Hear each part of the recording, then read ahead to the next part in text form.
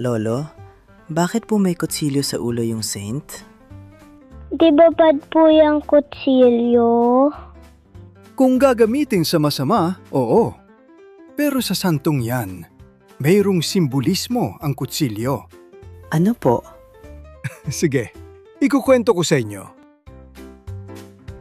Ang kwento sa likod ng patahlim sa ulo ni San Pedro Martir. Alamin dito sa The Taglish Explainer. Ang topic na ito ay mula kay Holy 73. Salamat sa suggestion mo and hello sa mga taga Manila. Magandang araw sa inyong lahat. Ako si Professor Ipaliwanag ng University of Life at ngayong araw sasagutin natin ang isang tanong na madalas mapansin ng marami sa simbahan. Bakit may patahlim sa ulo ang imahe ni San Pedro ng Verona? Sa unang tingin pa lamang, maaaring magulat ang ilan. At natural lang iyon dahil hindi ito karaniwang simbolo na makikita sa mga imahe ng mga santo. Kadalasan, inaasahan natin ang mga imahe na payapa, maamo, at puno ng kabanalan. Kaya kapag may ganitong detalye na tila intense o kakaiba, napapaisip tayo, bakit ito naroon? Pero mahalagang maunawaan, class, na sa likod ng imaheng ito ay hindi karahasan ang mensahe, kundi isang malalim na kuwento ng pananampalataya at sakripisyo. Si Peter of Verona, nakilala rin bilang San Pedro ng Verona, ay isang pari at misyonero noong ika-13 siglo sa Italy. Siya ay kabilang sa Dominican Order, isang grupo na kilala sa pangangaral at pagtuturo ng pananampalataya. Lumaki siya sa panahong puno ng hidwaan sa relihiyon, kung saan maraming magkakaibang paniniwala ang naglalaban-laban sa impluensya at katotohanan. Bilang isang mangangaral, si San Pedro ay hindi natakot magsalita. Aktibo siyang naglakbay upang ipaliwanag at ipagtanggol ang kanyang paniniwala. Hindi lamang ito simpleng pagtuturo. Ito ay isang misyon na nangangailangan ng lakas ng loob. Bilang isang inkwisitor ay nagkaroon din siya ng mga kaaway. Siya ay naging martir sa kanyang late 40s. Ayon sa mga tala, habang siya ay naghihingalo dahil sa tama ng palakol ng isang itinuturing na heretiko, isinawsaw ni Pedro ang kanyang daliri sa sarili niyang dugo at sinubukang isulat sa lupa ang Credo in Unum Deum, o sumasampalataya ako sa iisang Diyos.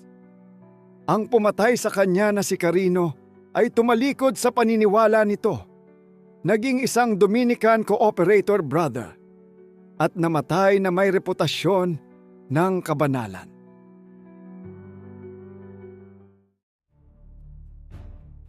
Sa sining ng simbahan o tinatawag na religious iconography, ang mga santo ay kadalasang inilalarawan na may kasamang simbolo, isang bagay na agad nagbibigay ng pahiwatig kung sino sila at ano ang kanilang pinagdaanan. Para kay San Pedro ng Verona, ang patalim sa ulo ay hindi literal na dekorasyon, kundi simbolo ng paraan ng kanyang kamatayan. Ito ay isang biswal na paalala ng kanyang pagiging martir. Sa halip na itago ang katotohanan ng kanyang sinapit, pinipili itong ipakita bilang bahagi ng kanyang pagkakakilanlan, bilang isang taong nanindigan hanggang sa huli. Ang pagiging martir ay nangangahulugan ng pag-aalay ng buhay para sa isang paniniwala. Ngunit higit pa rito, ito ay simbolo ng matinding katapatan, isang uri ng paninindigan na hindi natitinag kahit sa harap ng panganib o kamatayan. Sa kontekstong ito, ang imahe ni San Pedro ng Verona ay hindi nakatuon sa sugat. Ang patalim ay nagiging simbolo ng kanyang tagumpay sa pagpili na manatiling tapat. kahit na ang kapalit ay ang kanyang buhay. Si San Pedro ng Verona ang may hawak ng titulo bilang pinakamabilis na naiproklamang santo. 11 buwan at 3 araw lamang matapos ang kanyang kamatayan. Ang agarang mga ulat ng mga himalang iniuugnay sa kanyang libingan ay nagpasiklab ng matinding debosyon ng mga tao. Nakalaunan ay kinilala ng simbahan. Kung pag-iisipan natin ng mabuti, class, ang simbolo ng patalim ay hindi tungkol sa sakit, kundi tungkol sa kahulugan ng katapatan. Ito ay paalala na sa buhay may mga paniniwala na pinaninindigan kahit may kapalit.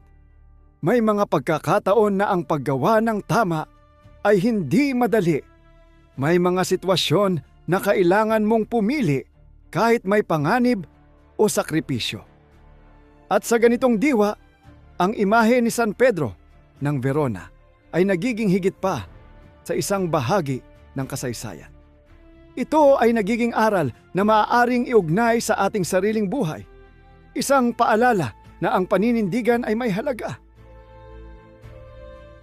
Ngayon, class, alam nyo na, may patalim sa ulo ang imahe ni San Pedro ng Verona bilang simbolo ng kanyang martyrdom o ang kanyang kamatayan na matapang niyang hinarap habang nananatiling tapat sa pananampalataya sa may kapal.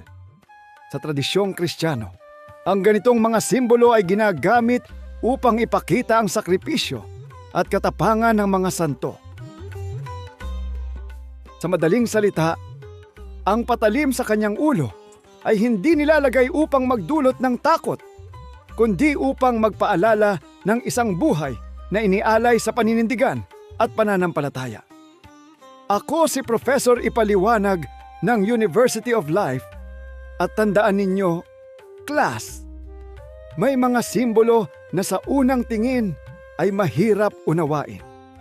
Pero kapag nalaman mo ang kwento sa likod nito, makikita mo ang lalim ng pananampalataya at lakas ng loob na nais nitong ipahayag. Subscribe na para sa Daily Dose of All Things Pinoy videos. Ako si Prof. Ipaliwanag and this is the Taglish Explainer Channel.